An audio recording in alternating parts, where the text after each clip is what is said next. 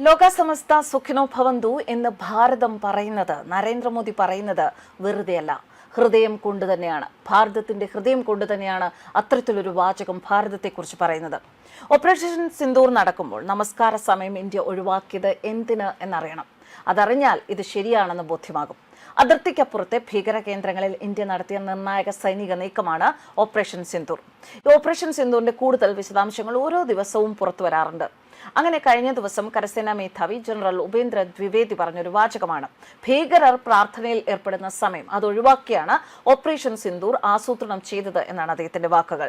ബംഗളൂരുവിൽ നടന്ന രൺ സംവാദ് എന്ന ഫോറത്തിലാണ് സൈന്യത്തിന്റെ ധാർമ്മിക മൂല്യങ്ങൾ ഉയർത്തിപ്പിടിക്കുന്ന വെളിപ്പെടുത്തലുകൾ അദ്ദേഹം നടത്തിയിരിക്കുന്നത്.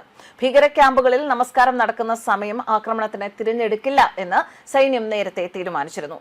സബ്കാ മാലിക് ഏക് ഹേ, ദൈവം എല്ലാവർക്കും ഒന്നാണ് എന്ന തത്വത്തിലാണ് സൈന്യം വിശ്വസിക്കുന്നത്.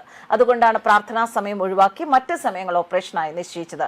സൈന്യത്തിന്റെ കൃത്യമായ സമയക്രമവും തന്ത്രപരമായ നീക്കങ്ങളുമാണ് ഓപ്പറേഷൻ സിന്ദൂർ വിജയകരമാക്കിയത് എന്നും കരസേനാ മേധാവി പറയുന്നു. 2025 ഏപ്രിൽ 22-ന് പഹൽഗാമിലുണ്ടായ ഭീകരാക്രമണത്തിൽ 26 പേർ കൊല്ലപ്പെട്ടതിന് പിന്നാലെയാണ് ഇന്ത്യ തിരിച്ചടി ആരംഭിച്ചത്. പാക് അതിർത്തിയിലെയും പാക് അധീന കാശ്മീരിലെയും ഭീകര പരിശീലന കേന്ദ്രങ്ങളും ലോഞ്ച് പാഡുകളും തകർക്കുക എന്നതായിരുന്നു ലക്ഷ്യം.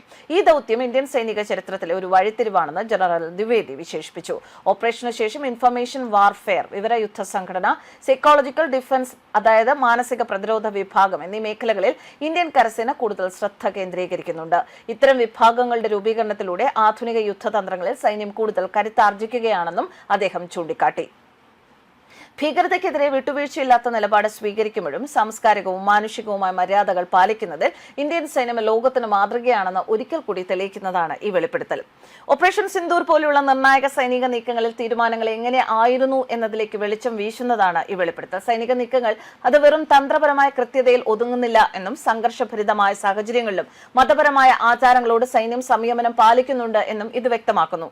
സൈനിക തന്ത്രങ്ങളെ ധാർമ്മികമായ വിവേചന ബുദ്ധിയുമായി സമന്വയിപ്പിക്കുന്ന ഒരു നേതൃത്വ ശൈലിയാണ് ഇതിലൂടെ വെളിവാകുന്നത്. ഇത്തരം തീരുമാനങ്ങൾ ഒരിക്കലും യാദൃശ്ചികമല്ല. പ്രതിസന്ധി ഘട്ടങ്ങളിൽ സൈന്യത്തെ നയിക്കുന്ന വിശാലമായ ചില മൂല്യങ്ങളുണ്ട്. ആ മൂല്യവ്യവസ്ഥയുടെ ഭാഗമാണ് എന്നും കരസേനാ മേധാവി പറയുന്നു. തന്റെ നേതൃത്വ ശൈലിയെ സ്വാധീനിച്ച വ്യക്തിപരമായ കാര്യങ്ങളെക്കുറിച്ചും ജനറൽ ദ്വിവേദി സംസാരിച്ചു.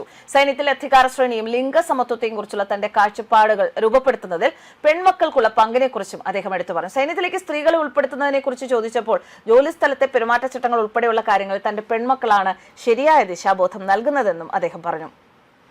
നമ്മൾ ഇപ്പോൾ സൈന്യത്തിലേക്ക് സ്ത്രീകളെ ഉൾപ്പെടുത്തുന്നുണ്ട്. സാമൂഹികമായ മാറ്റങ്ങളും ജോലിസ്ഥലത്തെ പെരുമാറ്റച്ചട്ടങ്ങളുമായി ബന്ധപ്പെട്ട ചോദ്യങ്ങളും വളരെ പ്രധാനമാണ്. ഈ വിഷയങ്ങളിൽ എന്റെ പെൺമക്കൾ അവരുടെ അഭിപ്രായങ്ങളും നിർദ്ദേശങ്ങളും നൽകാറുണ്ട്. ഞാൻ അവരുടെ കാഴ്ചപ്പാടുകളെ വളരെ ഗൗരവത്തോടെ കാണുകയും ആവശ്യമുള്ളിടത്ത് അത് നടപ്പിലാക്കുകയും ചെയ്യാറുണ്ട്.